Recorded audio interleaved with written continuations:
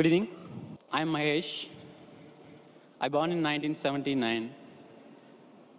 Maybe I'll be here up to my death, maybe 2030 or 40 if the world exists. I just want to know where I was before 1979, where I'll be after my death. If I have been meant to be here in this world for this certain period, who am I representing? The brother asked the question that he was born in 1979 and today he's in UAE. He wants to know where will he be afterwards. He will be saying most probably be here till 2030 if the world exists. Where will he be after he dies? And who are you representing? Brother, you are representing your own self. If you have not manipulated or done some makeup or trying to hide, if you are your own self, you are representing yourself. Point number one. Where will you be after you die? Depending upon what are you following. If you follow the last and final revelation, the glorious Quran, after you die, you will be in heaven. If you go against the laws of the Creator, against the last and final revelation, the Quran, then after you die, you will be in hell. So I don't know if you accept the commandments of Almighty God today, what you did between 1979 and till the 14th of April 2012, all will be forgiven. All forgiven, zero will be forgiven. So in the past, whatever you have done in the past will be forgiven because our beloved Prophet Muhammad said, the moment a person accepts Islam, all his previous sins are washed away. So depending upon whether you follow the laws of the Creator, where will you be, I can tell you. But you don't know when will you die. If you say, if that is the case, you know what I'll do? Maybe I'll live till 2030, so I'll accept Islam in 2029. Brother, you don't know, even I don't know, how long will you live? And you rightly said, if the world exists. I don't know till how long will the world exist. Allah says in the Quran in Surah Luqman, chapter number 31, verse number 34, no one besides Allah knows the hour. When will the earth end? We don't know. Whether it'll stay for a few years, for a few decades, we don't know. How long will you live and I live? I don't know. So the best is the moment you come to know the truth, accept it. All the past sins will be forgiven. Then you try and practice and follow as much as you can. So where will you be after you die depends upon you.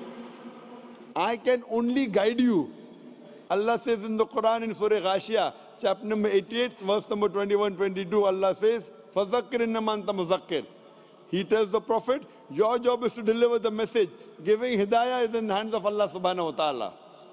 So I want to ask you, brother, after you die, do you want to go to heaven or hell?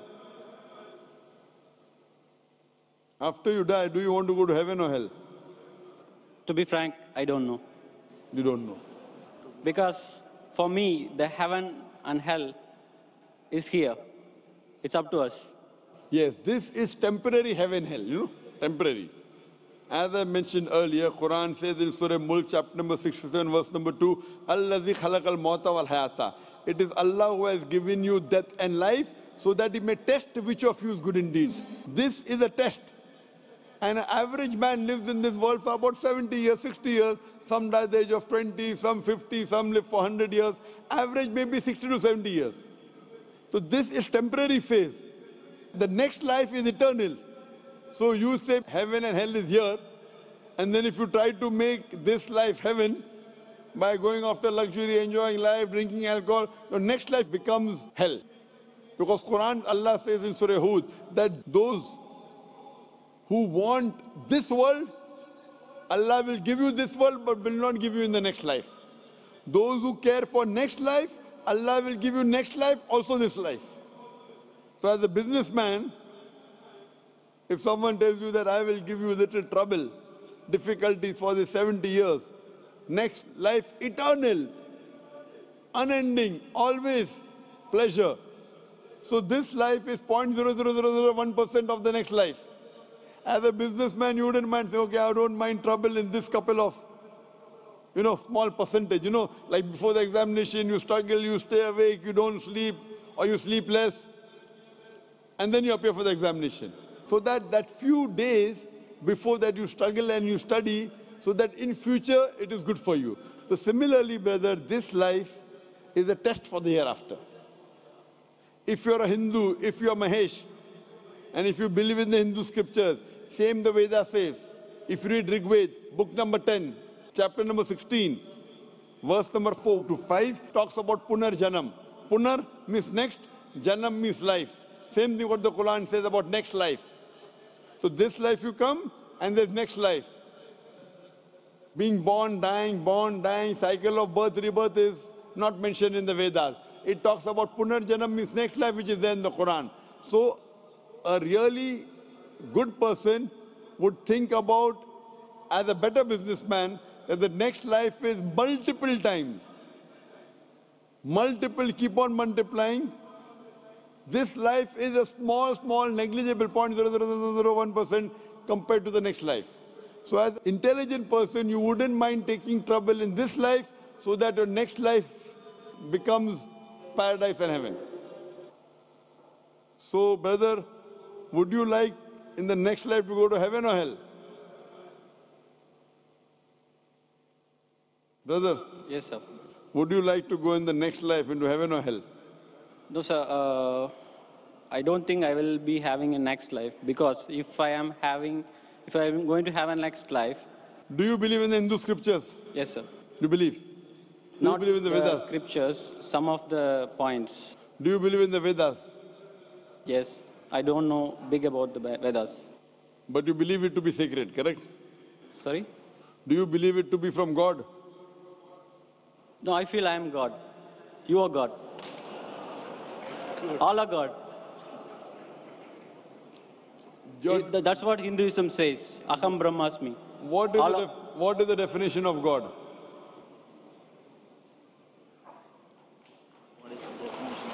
I don't know. I am God, you are God. What is the definition of God? I don't know. That means you don't know, I don't know. I know myself. Okay. You say you are God, I am God.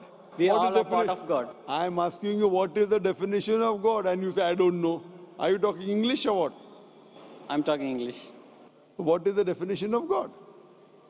I cannot define, sir. Just I can feel. So without defining, you're saying you are God and I am God? But I can realize, sir. God is everywhere in all of us. What we are is God. the definition of God? Then I will say whether God is everywhere, you are God or not. First, give me the definition of God. If your definition of God is only wrong, I said, this is not God what I'm talking about. What is the definition of God? I don't know to define, sir, exactly in words. So that means you do not believe. I'm not talking about the God which you're talking about. So you should ask me what is the definition when I have tell you. Yes, sir. Can you explain me? If you don't know what you should do, you should ask or not. Yes. So ask me, I will tell you.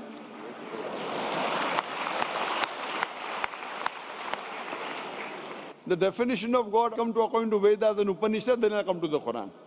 If you read the Upanishad, Chandogya Upanishad, chapter number 6, section number 2, verse number 1, Ekam Evidityam. God is only one without a second.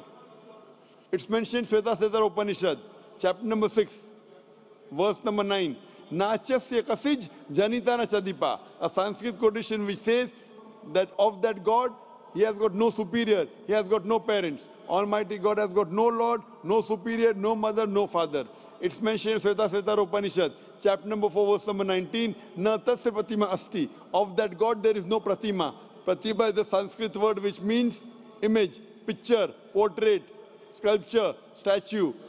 Na tasya pratima asti. Of that God there is no image, no picture, no portrait, no painting, no photograph, no idol, no statue, no sculpture. Same thing is repeated in Yajurved, chapter number 32, verse number 3. Na tasya pratima asti. Of that God there is no image, there is no picture, there is no portrait, there is no photograph, no sculpture. Furthermore, it says in the Brahma Sutra of Hinduism, Ekam Braham Dyotya Naste, Nina Naste Kinchan. There is only one God, not a second one, not at all, not at all, not in the least bit. So based on this definition, God is one, there's nothing like him. And the Quran further says in Surah Ikhlas, chapter number 112, verse number 1 to 4, the definition of God is, Qul huwallahu ahad. Say it's Allah one and only. Allahu samad. Allah the absolute eternal. Lam yalid wa lam yulad. He begets not, nor is he begotten. Wa lam yakul lahu kufuwan ahad. There's nothing like him.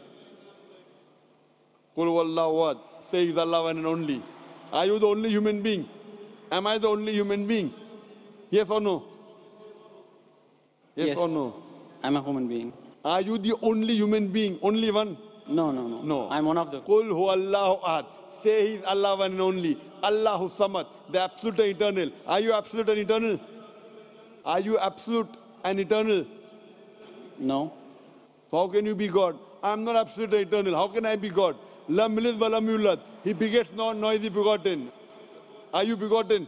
Were you born? Were you born or not? Yeah. So how can you be God? Even I was born. How can I be God? Do you beget? I have begotten. I have got children. Do you have children? Yes.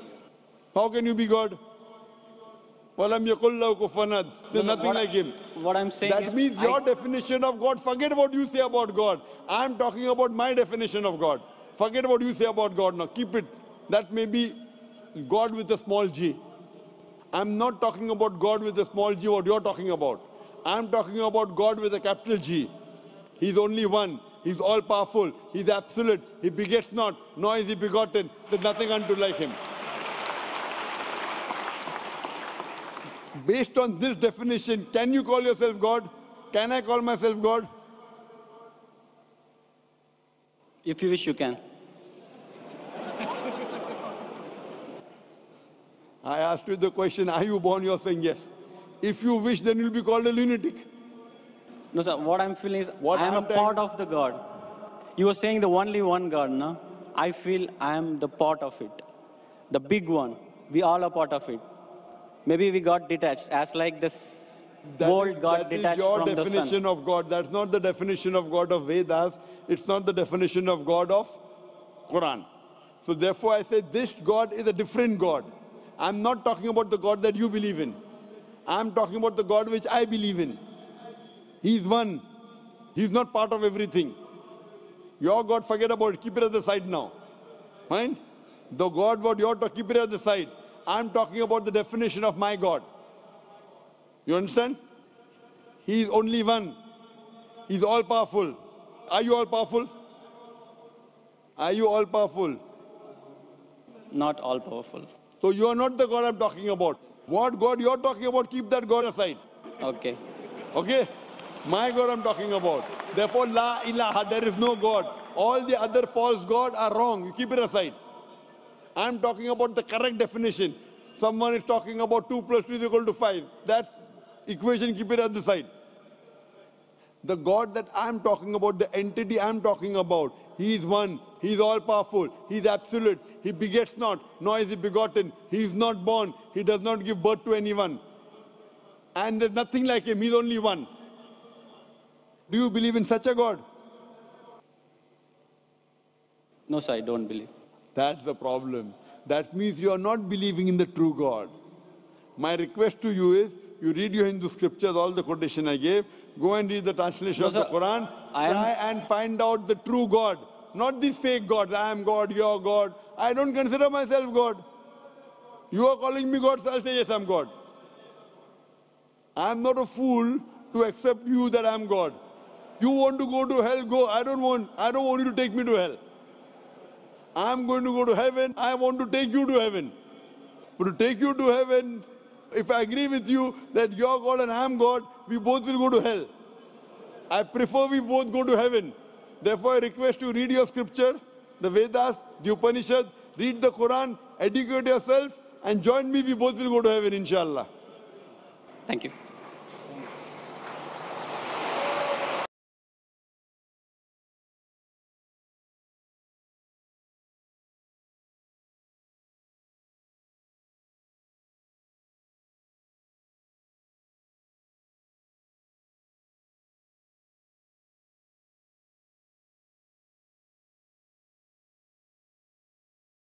السلام عليكم.